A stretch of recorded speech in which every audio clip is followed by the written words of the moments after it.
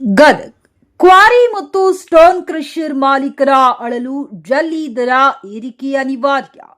ಗದಗ್ ದೇಶದಲ್ಲಿ petrol, diesel, ವಿದ್ಯುತ್, oil, Greece, ಕಾರ್ಮಿಕರ ವೇತನ ಸೇರಿದಂತೆ ಕಲ್ಲುಗಣಿ ಹಾಗೂ ಸ್ಟೋನ್ ಕ್ರಷರ್ ಉದ್ಯಮಕ್ಕೆ ಅಗತ್ಯವಿರುವ ಎಲ್ಲಾ ಪರಿಕರಗಳ ಬೆಲೆ ಗಗನಕ್ಕೇರಿರುವ ಹಿನ್ನೆಲೆಯಲ್ಲಿ ಜಲ್ಲಿ ಹಾಗೂ ಇತರೆ ಕಲ್ಲು ಉತ್ಪನ್ನಗಳ ದರ ಹೆಚ್ಚಳ ಅನಿವಾರ್ಯವಾಗಿದೆ ಎಂದು Gadag quarry and stone crusher owners association ಅಧ್ಯಕ್ಷ ಆರ್ಸಿ ಕಾಮಾಜಿ ಹೇಳಿದರು.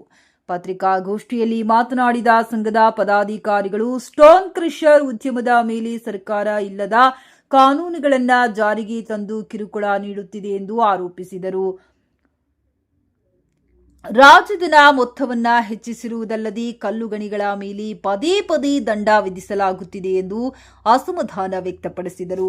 ಪ್ರತಿ ವರ್ಷ ಗಣಿ ಮತ್ತು ಕ್ರಷರ್ಗಳನ್ನು ಗಣಿ ಮತ್ತು ಭೂವಿಜ್ಞಾನ ಇಲಾಖೆ ಆಡಿಟ್ ಮಾಡಿ ವರದಿ ನೀಡುತ್ತಿದ್ದರೂ ಇದೀಗ ಕರ್ನಾಟಕ ರಾಜ್ಯ ದೂರ ಸಂವೇದಿ ಅನ್ವಯಿಕೆ ಕೇಂದ್ರ ನಡೆಸಿದ ಡ್ರೋನ್ ಸರ್ವೆ ವರದಿಯ ಆಧಾರದ ಮೇಲೆ ಒನ್ ಟೈಮ್ ಸೆಟಲ್ಮೆಂಟ್ ಹೆಸರಿನಲ್ಲಿ ಭಾರೀ ಪ್ರಮಾಣದ ದಂಡದ ನೋಟಿಸ್ಗಳನ್ನು ನೀಡಲಾಗುತ್ತಿದೆ. ಇದರಿಂದ ಇಲಾಖೆಯ ಆಡಿಟ್ ವರದಿಗಳ ಮಹತ್ವವೇ ಪ್ರಶ್ನಾರ್ಥಕವಾಗಿದೆ ಎಂದು ಸಂಘ ಆರೋಪಿಸಿದೆ. ಇನ್ನು 2005-6ರಿಂದ 2024ರವರೆಗೆ ಸುಮಾರು 18 ವರ್ಷಗಳ ಅವಧಿಯ ಡ್ರೋನ್ ಸರ್ವೆ ವರದಿಯನ್ನ ಆಧಾರವಾಗಿಟ್ಟುಕೊಂಡು ಪ್ರಸ್ತುತ ಮಾಲೀಕರಿಗೆ ದಂಡ ವಿಧಿಸುವುದು ನ್ಯಾಯಸಮ್ಮತವಲ್ಲ.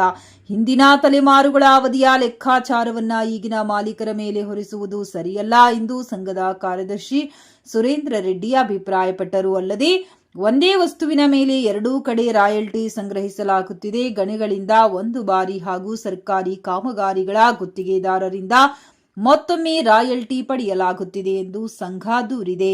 ಈ ಎಲ್ಲಾ ಕಾರಣಗಳಿಂದ ಉತ್ಪಾದನಾ ವೆಚ್ಚ ಭಾರೀ ಪ್ರಮಾಣದಲ್ಲಿ ಹೆಚ್ಚಾಗಿದ್ದು ಜಲ್ಲಿ ಹಾಗೂ ಇತರೆ ಕಲ್ಲು ಉತ್ಪನ್ನಗಳ ಬೆಲೆ ಏರಿಕೆ ಮಾಡುವುದು ಅನಿವಾರ್ಯ ಪರಿಸ್ಥಿತಿಯಾಗಿದೆ.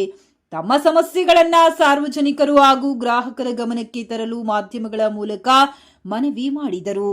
ಇನ್ನು 2 ದಿನಗಳ ಕಾಲ ಕ್ರಷರ್ಗಳನ್ನ ಬಂದ್ ಮಾಡಲಾಗುವುದೆಂದು ಹೇಳಿದರು. ವರದಿ ಗಣೇಶ್ ದೊಡ್ಡಮನಿ, ನಮ್ಮ ನವ ಕರ್ನಾಟಕ, ಗದಗ್. ಆಗ್ಲಿಂದ ರಾಯಲ್ಟಿ ತಗೊಂಡ್ರಲ್ಲ ಮತ್ತೆ ಈ ಪೆನಾಲ್ಟಿ ಅಂತ ಮಾಂದೇಶ್ವರ್ ಕೇಳಿದ್ರು. ರಾಯಲ್ಟಿ ಪ್ರತಿ ವರ್ಷ ನಮಗೂ ಆಡಿಟ್ ಮಾಡ್ತಾರೆ. ಈಗ ಇನ್ಕಮ್ ಟ್ಯಾಕ್ಸ್ ಹೆಂಗ್ ಆಡಿಟ್ ಮಾಡ್ತಾರೋ ಹಂಗ ಆಡಿಟ್ ಮಾಡಿ ನಾವು ಕೊಡ್ತೀವಿ. ಇನ್ಕಮ್ ಟ್ಯಾಕ್ಸ್ ನಾವು ಕೊಡ್ತೀವಿ ಇಷ್ಟು ತುಂಬಿದ್ರೆ ಅಂತೇಳಿ. ಮತ್ತೆ ಅವ್ರು ಕೇಳ್ತಾರೆ ಇನ್ಕಮ್ ಟ್ಯಾಕ್ಸ್ನವ್ರು ಇಷ್ಟು ತುಂಬೇಕಪ್ಪ ನಮ್ಮ ಪ್ರಕಾರ ಅಂತೇಳಿ. ಅದೇ ತರಹ ಇವರು ಆಡಿಟ್ ಮಾಡ್ಯಾರ, ಮನುಷ್ಯಂಜು ಆಡಿಟ್ ಮಾಡಿ ಇಷ್ಟೆಲ್ಲ ಇಷ್ಟು ತುಂಬೇಕಂತ ಹೇಳಿದ್ರು. ನಾವು ಅದು ತುಂಬ್ಕೊಂತಾನೆ ಬಂದ್ವಿ. ಇನ್ ಕೇಸ್ ಅದು ತುಂಬಿಲ್ಲ ಅಂದ್ರೆ ಹೊರಗಡೆ ಹೋಗಿವಿ, ಔಟ್ ಸೈಡ್ ಹೋಗಿ ಕ್ವಾರಿ ಮಾಡಿದ್ವಿ ಅಂದ್ರೆ ಅದಕ್ಕೂ 15 ಪಟ್ಟ ದಂಡ ಇತ್ತು. ಆವಾಗ 2018ರಾಗ ಅದನ್ನ 5 ಪಟ್ಟು ಮಾಡ್ಯಾರ. 15 ಪಟ್ಟು ಇದ್ದಿದ್ದು 5 ಪಟ್ಟು ಮಾಡಿ ಆ 15 ಪಟ್ಟು ತುಂಬಿ ನಾವು ಅವಾಗ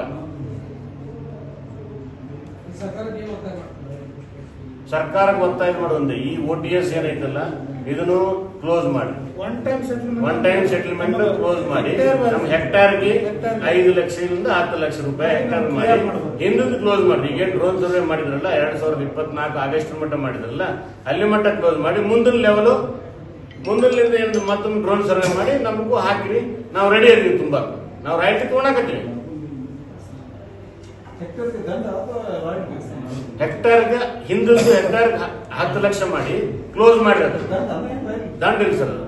ದಂಡದ ರೂಪದಲ್ಲಿ ತಗೋರೋದು ಒನ್ ಟೈಮ್ ಸೆಟಲ್ಮೆಂಟ್. ನಿಮ್ಗೆ ಯಾವುದೇ ತಪ್ಪುಗಳಾದ್ರೂ ಏನಿದ್ರು ಒಂದು ರಿಕ್ವೆಸ್ಟ್ ಮಾಡಿ ಕ್ಲೋಸ್ ಮಾಡಿಬಿಡೋದು. ನಾವು ಕ್ರಷರ್ ಪ್ರೊಡಕ್ಷನ್ ಮಾಡಿ ಎಲ್ಲಿ ಕಳಿಸ್ತೀವಿ? ಬಾಳ ಅಂದ್ರೆ ಹುಬ್ಳಿ ಕಳಿಸಿವಿ, ಶಿರಸಿ ಮಟ್ಟ ಅಂಶಾಂಡ್ ಹೋಗ್ತದ ನಮ್ದು. ಅದನ್ನ ಬಿಟ್ಟಂತೂ ಆಂಧ್ರಕ್ಕೆ ಹೋಗಂಗಿಲ್ಲ. ಆಂಧ್ರ ಬೇರೆ ಅಮೆರಿಕಾಗಿ ಇಂಗ್ಲೆಂಡ್ಗೆ ಹೋಗಂಗಿಲ್ಲ. ರಾಜಧಾನಂತೂ ಇಲ್ಲೇ ತುಂಬಿವೆ. ನಾವು ಮೆಟೀರಿಯಲ್ ಇಲ್ಲೇ ಕೊಟ್ಟಿವೆ. ಅದು ಎಲ್ಲಿ ಹೋಗ್ತದೆ ಸರ್? ಭಾಳ ಅಂದ್ರೆ 10% ಮನಿ ಕಟ್ಟೋರ್ಗೆ ಹೋಗ್ತದೆ. 90% ಕಾಮಗಾರಿಗಳು ಗವರ್ನಮೆಂಟ್ ಕಾಮಗಾರಿಗಳಿಗೆ ಹೋಗ್ತದೆ. ಅವ್ರು ಆಲ್ರೆಡಿ ಬಿಲ್ ಕಟ್ ಮಾಡಿ ತಗೊಂಡ್ರಲ್ಲ ರಾಯಲ್ಟಿಯಲ್ಲಿ. ಆ ರಾಯಲ್ಟಿ ತಗೊಂಡು ರಾಯಲ್ಟಿ ಮೇಲೆ 18% ಅವರು ಕಟ್ಟಾಕತ್ರು. ಕಾಂಟ್ರಾಕ್ಟರ್ ರಾಯಲ್ಟಿ ಮೇಲೆ 18% ಅವರು ಕಟ್ಟಾಕತ್ರು. ನಾವು ಕಟ್ಟಾಕತ್ತೀವಿ. Royalty plus 18%. ಒಂದು ಟ್ಯಾಕ್ಸ್ ಒಂದು ನೇಷನ್ ಅಂತಾರ. ಎಲ್ಲೈತಿ ಒಂದು ಟ್ಯಾಕ್ಸ್ ಒಂದು ನೇಷನ್? ಇವಾಗ ನಮ್ಗೆ ಓವರಾಲ್ 18% GST ಬೇರೆ, 5% ಮತ್ತೆ ಬೇರೆ. ನಾವು 5% ನಾವು ಹಾಕೊಡ್ತೀವಿ. ಅದು ಮಾತ್ರ ಅಷ್ಟೇ ರಿಟರ್ನ್ ಆಗತ್ತೆ ಕಾಂಟ್ರಾಕ್ಟರ್ಗೆ. 18% ಇದನ್ನಾಗಲ್ಲ. 23% ರಾಯಲ್ಟಿ ಬೀಳುತ್ತೆ. ಇದ್ರ ಮೇಲೆ ಹಿಂಗ ಟ್ಯಾಕ್ಸ್ ಅದಲ್ದ ಹಂಗ 10 20 20 60 120 ಇದನ್ನೆಲ್ಲ ಮತ್ತೆ 250 ಮಾಡ್ತಾರೆ. ಗ್ರಾಹಕರಿಗೆ ಇಷ್ಟು ಹೊರೆ ಆಗತ್ತಂದ್ರೆ ಇವತ್ತು ಸಾಮಾನ್ಯ ಒಂದು ಟ್ರ್ಯಾಕ್ಟರ್ ಒಂದು ಟ್ರಿಪ್ ಮಾಡೋ 8,000 ರೂಪಾಯಿ ಸಿಗೋದು 50,000 ರೂಪಾಯಿ ತಂದು ನಿಲ್ಲಿಸಿದ್ದಾರೆ.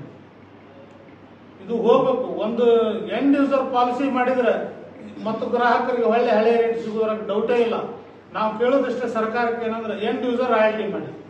ನಿಮ್ಗೆ ಯಾವುದು ಇದನ್ನ ಬೇಡ, ವೆಹಿಕಲ್ಗಳಿಗೆ ಹೆಂಗ ನಮ್ಗೆ ಸರ್ಫೇಸ್ ಇದನ್ನ ಫಿಕ್ಸ್ ಮಾಡ್ತಾರೋ ಹಂಗ ಎಂಡ್ ಯೂಸರ್ ರಾಯಲ್ಟಿ ಮಾಡಿದ್ರೆ ನಿಮ್ಗೆ 100% ಅಲ್ಲ 200% ರಾಯಲ್ಟಿ ಜಮಾ ಆಗತ್ತೆ. ಅದರಲ್ಲಿ ವ್ಯತ್ಯಾಸನೇ ಇಲ್ಲ, ಒಂದು ಕೆಜಿನೂ ವ್ಯತ್ಯಾಸ ಆಗಲ್ಲ. ಯಾಕಂದ್ರೆ ಅಲ್ಲಿ ಏನು ಪ್ರೋಗ್ರೆಸ್. ಇವತ್ತು ನಾವೇನು ಹೊರದೇಶಕ್ಕೂ ಎಲ್ಲಿ ಚೀನಾಕ್ಕೂ ಮಾರಲ್ಲ, ನಮ್ಮ ಜಿಲ್ಲಾ ಬಿಟ್ಟು ಪಕ್ಕದ ಜಿಲ್ಲಾಕ್ಕೆ ಹೋಗುತ್ತೆ ಬಿಟ್ರೆ ಮೆಟೀರಿಯಲ್ ಬೇರೆ ಕಡೆ ಎಲ್ಲಿ ಹೋಗಲ್ಲ. ಇದನ್ನ ಸರ್ಕಾರದ ಗಮನಕ್ಕೆ ಮೂಲಕ ತರಬೇಕಂತ ನಾನು ಮಾಡ್ತೀನಿ. ಸರ್, ಅಧ್ಯಕ್ಷರು ಕಾಮೋಜಿ.